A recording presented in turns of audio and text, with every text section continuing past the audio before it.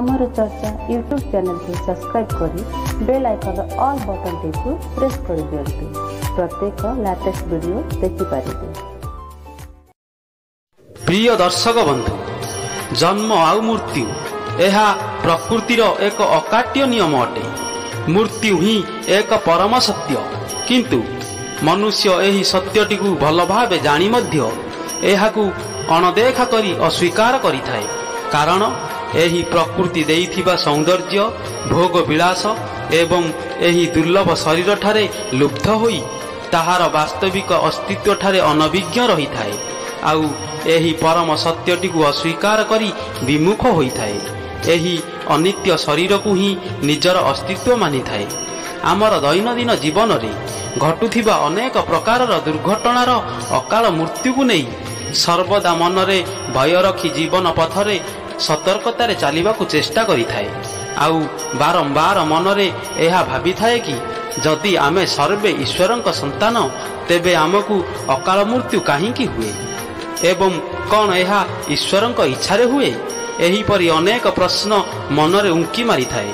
दर्शक बंधु, आजिर भिडियो रे मु आपनकू एहीपरि किछि प्रश्नर उत्तर अवगत कराइबी, जहा द्वारा आपनक मनरू अकाल मृत्युर भय दूर होइजिवो एवं आपण जानि पारिबे कि अकाल मृत्यु कौन, काहींकी हुए एवं कौन एहा ईश्वरंक इच्छारे हुए, आउ एहार निवारण कौन।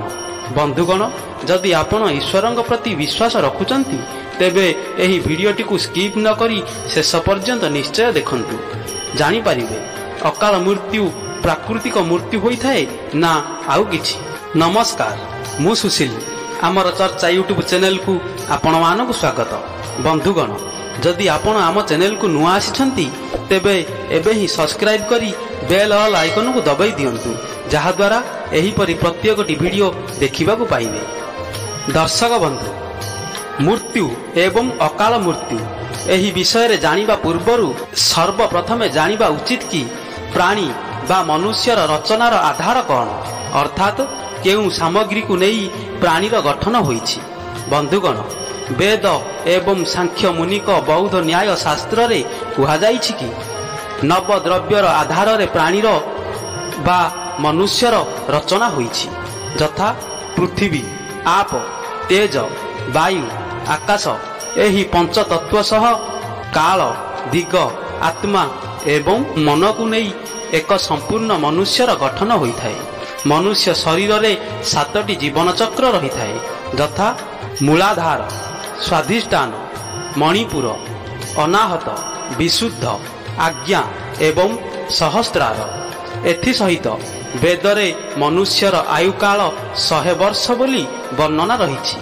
तेबे अकाल रे मृत्यु काहींकी हुए? हाँ, एहाकू जानिबा पई सर्वप्रथमे जानिबा उचित कि मृत्यु कौन आउ काहाकू कुहा जाए। प्राणीर मन ईश्वरंकू लक्ष्य करी जीवन चक्र को पूरण करी काल अनुसारे ईश्वरंक द्वारा निर्धारित करा जाइथिबा आयु अनुजाई प्रत्येक चरण को पूरण करी शरीर ठारू आत्मार वियोग को मृत्यु कुहा जाइछि। अर्थात मूर्तिका बा पृथ्वी ठारू निजर भूमिका पूरण करी संपूर्ण भावे तृप्त होई, अर्थात क्षुधा, तृष्णा, क्रोध, द्वेष, लोभ, वासना आदि समस्त इच्छा ठारू मुक्त होई एही मर्त्य लोक को परित्याग करिबा प्राकृतिक मृत्यु होइथाए एवं से आत्मा अति शीघ्र परमात्मा को निकटरे पहुंची थाए। गरुड़ पुराण सिंहावलोकन अध्याय रे भगवान श्री विष्णु कहिछंती, प्राणी शरीर ठारू मर्त्य लोक को संपूर्ण भावे परित्याग करी परमात्मा को निकट को जीवात्मार यात्रा को ही मृत्यु बा मोक्ष कुहा जाइछि। तेबे प्रश्न यह जे अकाल मृत्यु कौन ओ काहींकी हुए? दर्शक बंधु, अकाल मृत्यु कहिले अप्राकृतिक मृत्यु, अर्थात ईश्वरंक द्वारा निश्चित करा जाइथिबा आयु पूर्वरु जदि कौनसी दुर्घटना रे काहार मृत्यु होई जाए किंबा अग्नि, जल, अस्त्र शस्त्र आदि कौनसी कारणरू जदि काहार मृत्यु होई थाए तेबे ताहाकू अकाल मृत्यु कुहा जाए। से जीवात्मा अकाल मृत्यु को प्राप्त होई थाए। एथिरे आत्महत्या को अति निंदनीय एवं घृणित अकाल मृत्यु बोली कुहाଯାଇଛି। गरुड़ पुराण रे कुहाଯାଇଛି आत्महत्या करिबा परमात्मा को अपमान करिबा समान अटे। भगवान श्री विष्णु गरुड़ों को कहिछंती आत्महत्या करिथिबा जीवात्मा को ना स्वर्ग ना नरक प्राप्त हुए। सेही आत्मा को शरीरधारी ठारू भी भयंकर जंत्रणा भोगिबा को पड़िथाए। अर्थात से आत्मा अतृप्त भावे एही मर्त्य मंडल रे पिशाच रूप रे घुरी बुले। एथिरे ईश्वरंक कौनसी हस्तक्षेप रही न थाए। किंतु अन्य दुर्घटना जनित अकाल मृत्यु कौन ईश्वरंक इच्छा रे होई थाए? हाँ, कारण ईश्वरंक इच्छा बिना गछरे एक पत्र भी हले नाही। भगवान श्रीकृष्ण गीतारे कहिछंती अहम सर्वस्य प्रभु, अर्थात मोहर इच्छा रे ही समग्र सृष्टि चालुछि। अहम सर्व कारण कारण, अर्थात मु ही सबु कारणर कारण अटे। अहम कालो अस्मि, अर्थात मु ही समय अटे। आउ काल साजी मु ही समस्तंकु ग्रास करे। तेबे एथिरे स्पष्ट हेउछि कि निश्चय प्राकृतिक किंबा अप्राकृतिक मृत्युर कारण भी ईश्वर ही अटंती। आत्महत्या को छाड़ी अन्य दुर्घटना जनित अकाल मृत्यु सेमानंक कुकर्म द्वारा होइथाए।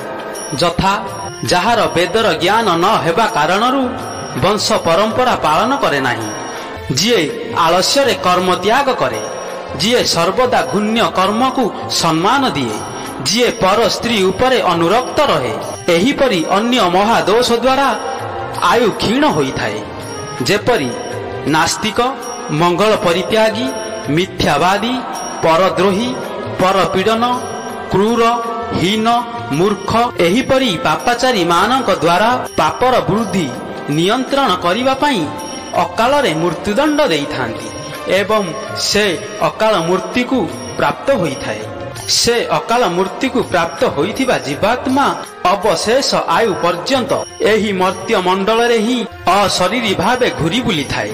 अर्थात अकाल मृत्यु संपूर्ण प्राकृतिक मृत्यु होई न थाए, एहा अगति होई थाए। किंतु एथिरे आपण माने भाबुथिबे कि कौनसी नवजात शिशु जन्म होई काहींकी मरि जाए, से तो कौनसी पाप करी नाही।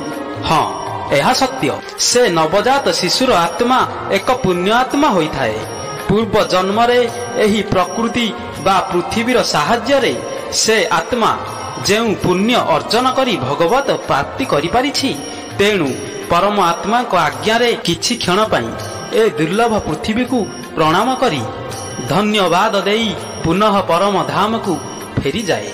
आम भावना रे एही नवजात शिशुर मृत्यु अकाल मृत्यु होई पारे, किंतु एहार आयु निर्धारित होई थाए। तेणु मनुष्य को परमात्मा पाखरे संपूर्ण विश्वासर सह समर्पण करी सदाचारी धर्म मार्ग रे चलिबा उचित। मनुष्य ठारे ईश्वरंक प्रति दुई प्रकार भाव रही थाए, मर्कटी भाव एवं मार्जार भाव। एथिरे मार्जार भाव उत्तम अटे। तेणु ईश्वरंक ठारे एपरी विश्वास रख जेपरी सेई बिलेई छुआ ता माँ उपरे विश्वास रखी थाए। आउ जदि आपणक मनरे अकाल मृत्युर भय रहुछि, तेबे सर्वदा प्रातः काले भगवान श्री विष्णुक चरण अमृत पान करी एही मंत्रटी को ध्यान करंतु।